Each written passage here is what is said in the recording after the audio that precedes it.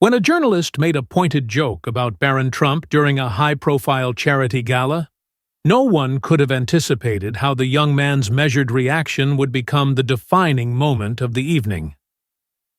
The grand ballroom at the Fairmont Grand Hotel was a scene of opulence. Crystal chandeliers cast a warm, glowing light over the elegantly dressed crowd, their murmured conversations adding to the gala's refined atmosphere.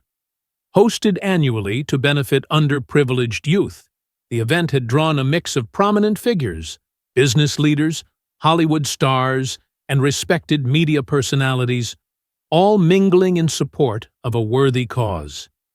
The air pulsed with energy, though much of the buzz stemmed from anticipation surrounding the keynote speaker of the night.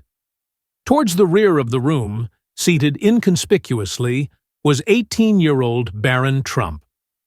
Towering above many in height and exuding a calm presence, he was hard to miss, despite keeping a low profile. Invited by a family friend, Barron had come more as an observer than a participant. While others thrived under the glittering spotlight, he seemed content to remain in the background, his piercing gaze quietly taking in the grandeur of the occasion. The evening unfolded smoothly. Soft strains of music from a string quartet accompanied waitstaff as they moved gracefully through tables laden with delicate hors d'oeuvres and flutes of champagne. Laughter and animated discussions filled the space, but the night's true focal point was yet to come. The keynote address by one of the nation's more polarizing journalists. This speaker had been confirmed weeks in advance, sparking excitement and intrigue among attendees. Known for their sharp humor and unflinching critiques, they were equally celebrated and vilified depending on one's perspective. Tonight, they were set to deliver an address that promised to challenge norms and provoke thought. As the master of ceremonies announced their name, a hush settled over the crowd, signaling heightened anticipation. Even Barron shifted slightly in his seat, his expression unreadable as he turned his attention toward the stage. Stepping confidently to the podium, the journalist greeted the audience with a polished smile. Their tailored black suit and commanding presence set an authoritative tone as polite applause welcomed them into the spotlight. The crowd seemed eager yet apprehensive. What surprises might accompany tonight's speech? At first, their words fit right into the expected mold. Playfully poking fun at city traffic and recounting mishaps from galas past, they easily drew light-hearted laughter. For a moment, it appeared to be just another sophisticated but uneventful evening. Pleasant, polished, and safe. Then came the pivot. A casual tone gave way to one more incisive as their commentary shifted toward cultural trends and politics, complete with barbed observations aimed at notable figures. The crowd responded cautiously. A few chuckles here, some sideways glances there. Before long, former President Donald Trump became their primary subject. Of course, they joked, it wouldn't be a proper evening without mentioning the man who single-handedly rebranded Orange. Scattered laughter broke out across the room. Some guests joined in wholeheartedly, while others remained stiff, unsure how to respond. From his table at the back, Barron remained still, his face devoid of reaction as the jokes flew.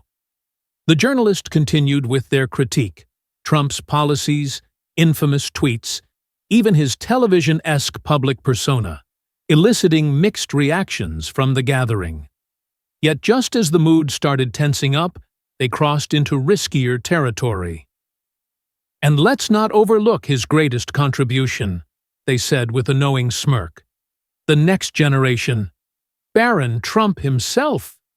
A collective murmur surged through the room as heads swiveled toward Barron's table. Suddenly, thrust under the spotlight without uttering a single word, he became an unwitting focal point of awkward attention. Barron remained stone-faced, while an uneasy tension gripped the audience. The journalist's tone stayed airy, despite delivering what amounted to a deeply personal barbed jest.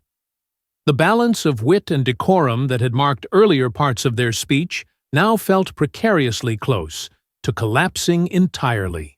Imagine growing up in a world of opulence, marble surroundings, gilded halls, and the peculiar backdrop of your father's infamous covfefe tweet, all while others grapple with the everyday struggle of surviving a Monday morning. What might seem like a colorful setup for a joke had failed to land. A few nervous chuckles rippled through the crowd, but the majority sat frozen, caught off guard by the uneasy jab. The unintended spotlight veered toward Barron Trump, whose expression betrayed no sign of unease despite being thrust into the center of attention. Instead of folding under the weight of an awkward moment, he exuded an almost unsettling calm. What came next would leave everyone in the room stunned. The air felt thick with anticipation as every eye in the room fixated on Barron. The journalist's ill-considered quip hung heavily in the silence, sharp and unmissable. Yet Barron sat motionless, as if rooted to his chair, neither squirming nor outwardly reacting. His serene but unreadable face, and the quiet stillness in his hands as they gently rested on the table, made the room seem to draw a collective breath and hold it. The tension grew unbearable, amplifying the unease to a point that even those who had laughed moments before seemed to regret their reaction. The journalist took notice too. What had started as a confident attempt to charm the audience now faltered in the wake of this unspoken power. Perhaps they had expected something different, a dismissive shrug, a biting comeback, or maybe even an uncomfortable laugh. But Barron's reaction was none of those. It wasn't indifference, it was something far more deliberate. His restraint carried the weight of conviction, not apathy. It was as though his silence itself was speaking, a quiet declaration imbued with gravity. I see you. I hear you. I stand unmoved.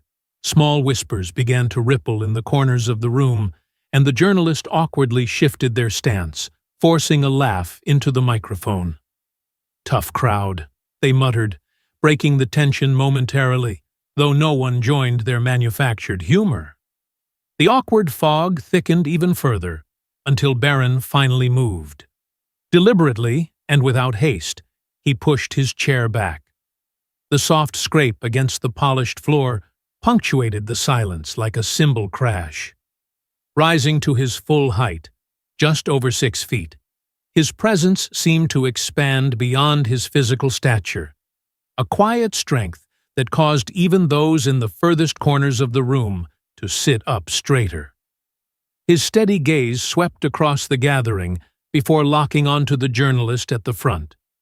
Without a word, he began walking toward the stage, every step purposeful yet unhurried, radiating composure with each movement. The journalist froze mid-shift, their earlier confidence dissolving under Barron's unwavering approach. The audience sat breathless, caught between awe and discomfort, their anticipation nearly crackling in the air.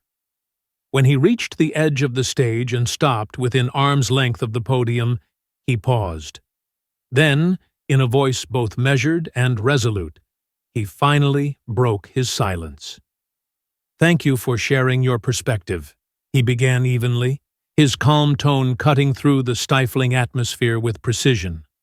The unexpected composure behind his words startled both the journalist and the audience alike. There was no trace of anger or hostility, only a controlled clarity that belied his age. "I've spent much of my life watching people construct narratives about me and my family," he continued, maintaining an even gaze on the journalist as though addressing not just them, but everyone in attendance. "I get it.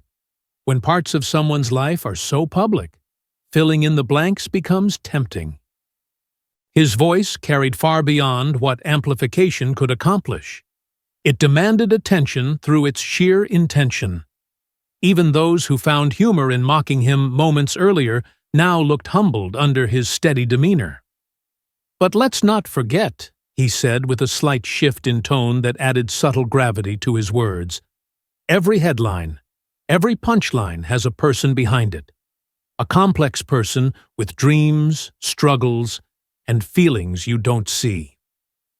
Barron's words reverberated through the room like an echo in perfect stillness. The journalist clutched at the podium almost unconsciously now, visibly uneasy, yet unable to escape or interrupt. But Barron's delivery wasn't meant to cut or antagonize. It was reflective, holding up a mirror to what had unfolded moments before. "I've come to understand," he continued after a brief pause for breath, "that respect doesn't have to be an earned commodity. It can, and it should, be given freely, especially when you don't know someone's story." A ripple of murmurs coursed through the audience, but Barron wasn't done. Turning slightly, he addressed the crowd with the same measured tone he'd offered the journalist. "We live in a time where it's all too easy to tear each other down," he said, his voice steady, yet charged with quiet conviction. "Words have power. They can hurt, or they can heal. They can divide, or they can unite. And I think we could all use more of the latter." The room hung on his every word. There was an undeniable weight to what he was saying, a clarity that seemed disproportionate to his age. It became evident this wasn't just a rebuttal or a momentary response. It was a statement that tapped into something far greater, something universal. As Barron took a step back, his gaze locked once more on the journalist. "I hope this gives you something to reflect on," he said softly. His tone carried no malice, only a firm but understated strength that silenced the room. With that, he turned and walked back toward his seat.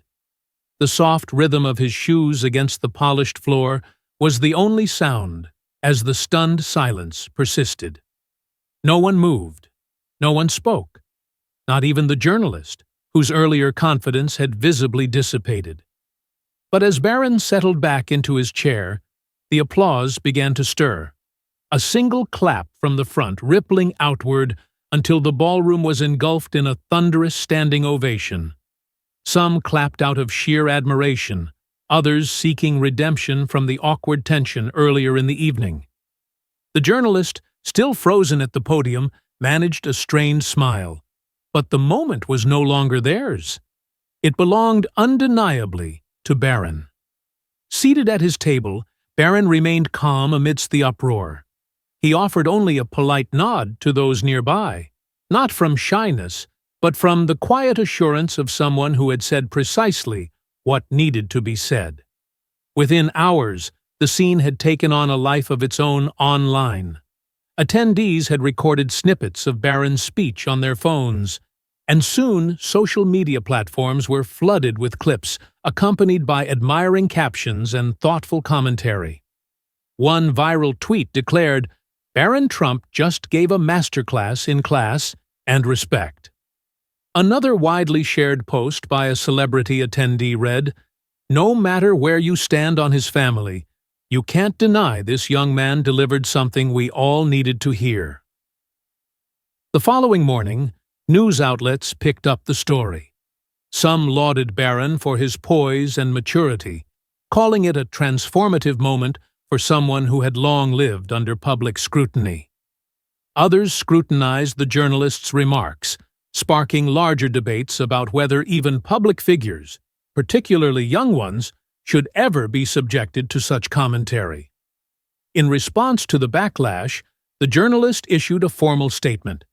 "Comedy and commentary hold great power, but must be used responsibly. Last night, I stepped over a line and owe an apology to Barron Trump.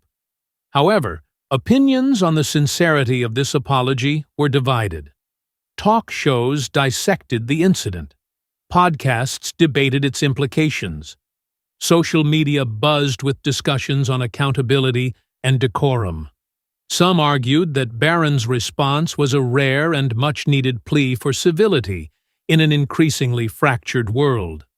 Others framed it as a profound reminder that even public figures are human beings who deserve basic respect. Still, for Barron himself, all the noise seemed secondary. Those close to him observed how quickly he returned to his routine, grounded and unruffled by the media frenzy that followed. He chose instead to focus on his studies and personal passions. Yet while Barron moved on with characteristic grace, the moment he created lingered in public consciousness, sparking conversations that stretched well beyond those who were present that night. Over time, as attention shifted to other stories, the memory of that evening remained significant, not for its drama, but for what it symbolized. Discussions about the gala extended to homes, classrooms, and workplaces as people reflected on broader lessons. Barron's calm and measured response had struck a nerve in an era defined by instant reactions and incessant outrage. His decision to respond with dignity rather than bitterness felt like an anomaly, and one deeply appreciated. Many began drawing parallels to their own lives. How often do we pause before retaliating? How frequently do we reach for words that heal instead of harm? For some, this incident served as both a sobering reminder and an opportunity for self-reflection, a chance to reconsider the power of words not just as tools of expression, but as instruments capable of wounding or uplifting. In the end, what resonated most wasn't just Barron's choice of words, but his steadiness in delivering them. A simple yet profound act that turned what could have been a forgettable exchange into a lasting lesson for an audience far beyond that ballroom. Parents turned the moment into an invaluable teaching opportunity for their children. Videos of Barron's speech found their way into classrooms, serving as tools to discuss respect, empathy, and the importance of standing up for oneself without diminishing others. Educators commended his ability to tackle conflict with grace, encouraging students to reflect on how they communicate and resolve challenges. The most profound takeaway from that evening, however, was its power to momentarily bridge divides. People from varied political backgrounds and life experiences found common ground in their admiration for Barron's composure. It wasn't about his last name or the weight of his father's legacy. It was about a young individual exemplifying that kindness and understanding still hold a place in even the most contentious environments. By choosing a response rooted in kindness and integrity, Barron reminded everyone present, and countless others watching from afar, that dignity is a choice. His example demonstrated that even in the most polarized circumstances, there is strength in rising above and responding with humanity. As discussions continued, one message echoed the loudest. Words can wound, but they can also heal. The choice is ours. Barron's actions did more than uphold his personal integrity. They sparked a collective moment of introspection. He reminded us all that respect, even when undeserved, has the power to be transformative. Let Barron's story serve as a lasting reminder. Words carry immense power. Use them thoughtfully. Whether engaging with a friend, a stranger, or someone you may disagree with, choose respect and empathy. If this resonated with you, consider staying connected for more narratives that challenge and inspire us to strive for better. Together, we can keep the conversation alive.